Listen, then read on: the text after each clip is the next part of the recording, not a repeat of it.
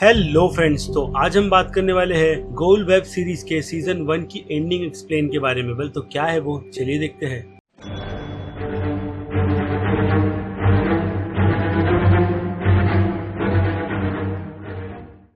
So friends, अगर आपने ये वेब सीरीज अब तक नहीं देखी है तो पहले आप जाकर इस वेब सीरीज को देख लीजिए, वरना ये वीडियो आपको बिल्कुल भी समझ नहीं आएगी और बेसिकली इस वीडियो में स्पॉइलर भी होंगे जिन्हें आपको अवॉइड नहीं करना चाहिए। और अगर आप गोल की पूरी स्टोरी को जानना चाहते हैं तो उस पर भी मैंने अलग से 3 वीडियो बनाई हुई है, जहाँ पर मैंने तीनों एपिसोड को काफी डिटेल में एक्सप्लेन किया है। तो आप जाकर उस वीडियो को देख लीजिए, उसके बाद इस एंडिंग एक्सप्लेन वाली वीडियो को कंटिन्यू कीजिएगा। खैर, तो एंड की बात करने से पहले थोड़े रिकेप ले लेते हैं और ध्यान देते हैं कि स्टोरी में क्या क्या हुआ था। तो जैसे कि हमने इसके पहले एपिसोड में देखा, नीदा ने अपने अब्बू को पकड़वा दिया क्योंकि उसे शक था कि उसके अब्बू आतंकवादियों के लिए काम करते हैं। इसलिए उसने यहाँ अपने फर्ज की सुनी क्योंकि वो अपने देश को लेकर ईमानदार है। उसके बाद उसकी ट्रेनिंग में 5 हफ्ते बचे हुए थे, लेकिन फिर भी उसे डायरेक्ट ड्यूटी पर लगा दिया गया, वो भी सबसे खतरनाक टेररिस्ट अल सईद के पास। और अब नीदा को उसकी इंटरोगेशन करनी थी, लेकिन अल सईद बहुत ही डिस्टर्ब दिखाया गया था और बहुत ही जल्द नीदा को ये पता चल जाता है कि असल में ये अल सईद नहीं कोई और ही है। और वो ये बात पता भी करवाती है उसी हेडक्वार्टर में बंद एक कैदी मौलवी से, जो नीदा को पूरी डिटेल बताता है कि असल में वो अल सईद नहीं बल्कि गुल है, जिसे उर्दू में जिन और बाकी अलग अलग लैंग्वेजेस में कोई उसे डीमन, मॉन्स्टर, पिशाच या फिर शैतान बुलाता है। और ये गुल ऐसे ही नहीं आता है, इसे बुलाया जाता है एक रिचुअल कर और उस रिचुअल में इंसान को अपनी आत्मा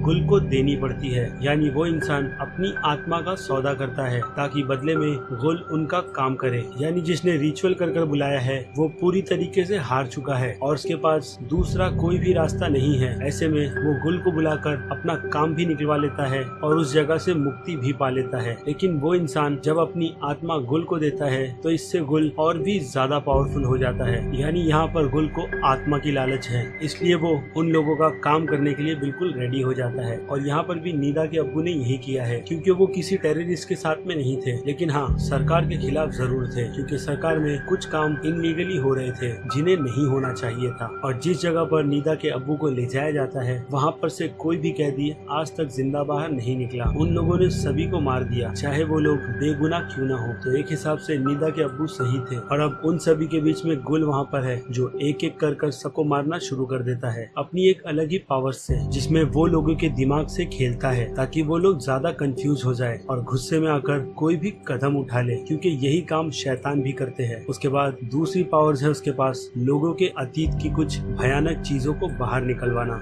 यानी लोगों से कन्फेशन करवाना कि असल में उन्होंने क्या गुनाह किया था। और तीसरी पावर है अपना असली रूप दिखाकर लोगों को खाना, और जिन्हें गुल खाता है या फिर थोड़ा चख भी लेता है तो गुल उनकी शक्ल ले लेता है ताकि वो अपने इस काम को आगे कर पाए और आगे ले जाए। लेकिन यहाँ पर हमने ध्यान दिया होगा कि गुल अपना आखिर काम सही से नहीं करता है और एंड में जनरल सुनील बच जाते हैं, जिसके बाद नीदा को कड़ा फैसला लेकर जनरल सुनील को मारना पड़ता है। तो इस सीन में काफी लोग कंफ्यूज हो गए कि बम के विस्फोट होने के बाद सुनील बच कैसे गया। लेकिन मैं एक बात क्लियर कर दूं कि ये सुनील नहीं बल्कि गुल है, जो ये पक्का करने आया है कि नीदा के इरादे बदल गए हैं या नहीं, क्योंकि यही डील नीदा के अब्बू ने उस गुल से किया था अपनी आत्मा को गुल को देने से पहले। उसके बाद हमें दिखाया गया था कि अब नीदा के साथ में भी वही चीज हो रही है जो चीज पहले उसके अब्बू के साथ हुई थी। लेकिन अब यहाँ पर नीदा बिल्कुल तैयार बैठी है और उसे पता है कि अब उसे आगे क्या करना है, क्योंकि उसके अब्बू ने इस पूरे सीक्रेट हेडक्वार्टर में रह रहे जितने लोग थे